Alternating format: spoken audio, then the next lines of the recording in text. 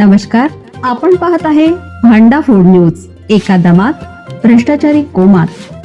Social media, कर्जबाजारी, गुन्हेगारी, सट्टेबाजी, चोरी, मटका, जुगार, दारू, सावकारशाही, न्यायाच्या प्रतीक्षेत प्रशासन.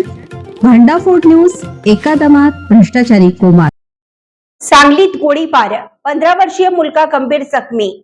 हमाल ठेकेदारीच्या वादातून घटना घडल्याचा संशय.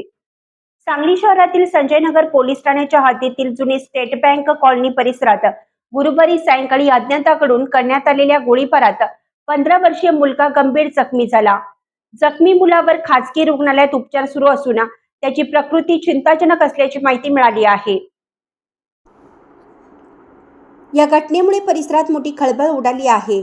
प्राथमिक माहितीनुसार हमाल ठेकेदारीच्या कामातून सुरू असलेल्या वादातून ही घटना घडल्याचा संशय व्यक्त केला जात आहे. संबंधित पक्षामध्ये मागील काही दिवसापासून तणावाचं वातावरण होतं. वाद मिटवण्यासाठी गुरुवारपासून प्रयत्न सुरू होते. दरम्यान जतमध्ये दोन्ही गटांमध्ये चर्चा सुरू असताना पुन्हा वाद उफाळून आला. या वादानंतर काही वाहनांची तोडफोड झाल्याची माहिती समोर आली.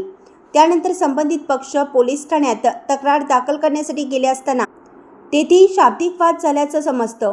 या पार्श्वभूमीवर आज मंगळवारी एका हमाल नेत्याच्या घरासमोर अज्ञात व्यक्ती आल्याने परिसरात तणाव निर्माण झाला. यावेळी झालेल्या गोळीबारात घरासमोरील 15 वर्षीय मुलाला गोळी लागून तो गंभीर जखमी झाला आहे.